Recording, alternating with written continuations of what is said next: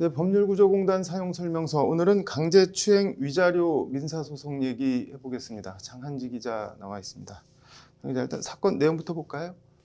네, 지적장애 여성들을 상대로 네. 파렴치한 성폭력 범죄를 저지른 사건입니다. 네. 우선 지적장애 등급을 좀 보면 네. 이제 1급부터 3급까지 세 단계로 나뉘어져 있는데요. 네. 1급은 이제 일상생활이나 사회생활 등이 현저하게 곤란해서 평생 타인의 보호가 필요한 수준이고요. 3급은 교육을 통해서 재활이 가능한 수준입니다. 네. 이제 이번 사건 당사자들은 지적장애 2급으로 그 네. 중간 정도 되는 건데요. 네. 형사 판결문에 따르면 네. 이제 부산에 거주하는 결혼한 상태의 남성 신모 씨는 네. 지난 2019년 9월 13일에 네. 당시 14살의 지적장애 2급 여성 네.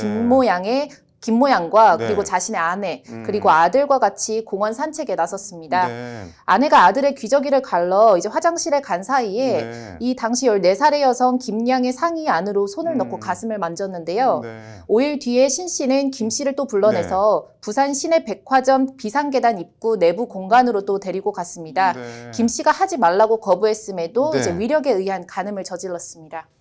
뭐 엽기적이면서도 파렴치한 범죄네요. 네, 그렇습니다. 신 씨는 바로 한 달 뒤인 네. 10월 9일에는 역시 또 지적장애 2급의 또 다른 여성, 당시 네. 29살의 박모 씨를 불러냈습니다. 네. 14살의 김 씨를 성폭행한 장소로 데리고 갔는데요. 네. 이 신 씨는 박 씨에 대해서 이전에 아파트 주차장과 또 상가 화장실에서 강제추행한 것에 대해서 사과하겠다면서 불러냈습니다. 네. 그런데 신 씨는 그렇게 박 씨를 불러내놓고는 네. 만지면 신고할 거냐, 신고하면 내 친구 불러서 혼내줄 것이라고 하면서 이제 박 씨를 협박했습니다. 그러니까 사과하라고 불러낸 게 아니라 또 강제추행하려고 불러냈다는 얘기네요. 네, 그렇습니다. 신 씨는 박 씨를 협박한 뒤에 네. 박 씨의 상의와 하의 속에 손을 집어넣어서 네. 신체 주요 특정 부위를 만지고 네. 또 자신의 신체의 네. 특정 부위를 만지게 하는 등 강제추행을 했습니다. 네. 심지어 박 씨를 무릎 꿇리고 이제 유사 성행위를 강제로 시키는 파렴치한 범죄를 저지른 겁니다. 뭐 정말 질이 안 좋은데 뭐 형사재판 형량은 얼마나 나왔나요? 네, 신 씨는 일단 장애인 위계에 의한 간음, 장애인 유사 성행위, 장애인 강제추행 등 혐의로 재판에 넘겨졌는데요. 네. 부산지법 1심 재판부는 지난해 5월에 신 씨에 대해서 징역 3년을 선고했습니다. 네. 재판부는 이 사건 피해자들은 보호와 관심의 대상인 지적 장애인들이다. 더구나 피해자 김 씨는 만 14세에 불과한 청소년이었고 네. 피해자 박 씨는 법률상 혼인한 배우자가 있다고 말했습니다.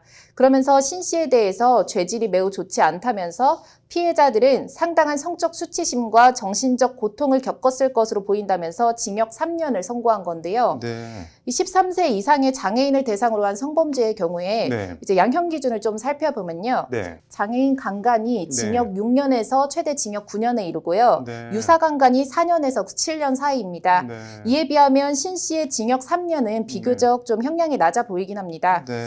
판결문에 따르면 당시 14살의 김 씨는 네. 신 씨와 합의해서 처벌 불원서를 제출했습니다. 네.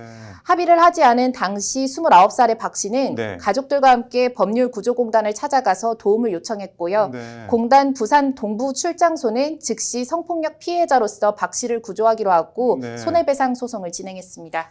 손해배상 소송이라고 했는데 금액은 얼마나 청구했나요? 네, 공단은 위자료 액수로 5천만 원을 산정해서 이제 네. 법원에 청구했습니다. 네. 당시 박 씨는 형사 판결문을 들고 이제 네. 공단에 찾아갔다고 하는데요. 네. 공단 측 표현에 따르면 네. 박 씨는 막연히 형사 판결문을 가지고 공단에 내방했는데 네. 이제 가해자가 형사상 처벌을 받아도 자신이 입은 정신상 손해에 대해서 어떻게 구제받아야 할지 전혀 모르는 상태라고 상황을 묘사했습니다. 네.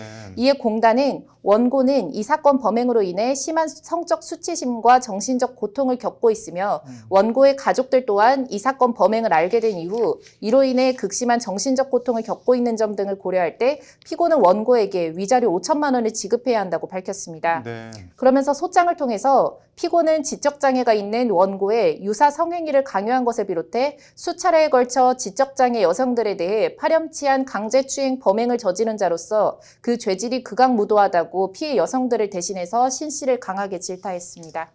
극악무도하다고 했는데 법원은 위자료 액수를 얼마나 인정했나요? 네, 일단 신 씨는 재판기일에 감기 기운으로 인해 불출석한다는 불출석 확인서를 제출하고 네. 재판에 나오지도 않았습니다. 네. 끝까지 어깃장을 놓은 건데요. 네. 재판부는 민사소송법 제257조 네. 변론 없이 하는 판결 조항 등을 적용해서 네. 공단이 청구한 5천만 원의 위자료 전액을 인정하는 판결을 내렸습니다. 네. 민사소송법 제257조는 네. 피고가 답변서를 제출하지 아니하거나 따로 항변을 하지 아니한 때에는 청구의 원인이 된 사실을 자백한 것으로 보고 변론 없이 판결할 수 있다고 되어 있습니다. 네. 재판부는 이에 이제 네. 원고 전부 승소로 판결하면서 네. 소송 비용은 피고가 부담하도록 하고요. 네. 판결일 이후 5천만 원을 다 갚을 때까지 네. 연 12%의 이자도 부담하도록 했습니다. 강제추행 피해 민사적 대처법 팁 같은 게 있을까요? 네, 이번 사건 소송을 진행한 네. 공단의 강청현 변호사는 먼저 성폭력 피해를 입은 경우 가해자에 대한 형사상 처벌은 기본이고 네. 치료비와 정신적 고통 등에 대한 손해를 배상받을 수 있다는 것을 피해자나 가족이 알고 있어야 한다고 강조했습니다. 네. 그러면서 자력으로 소송을 제기하기 어려운 경우 네. 가까운 법률구조공단을 내방해서 도움을 받아서 피해를 꼭 회복받을 수 있도록 해야 한다고 조언했습니다. 네.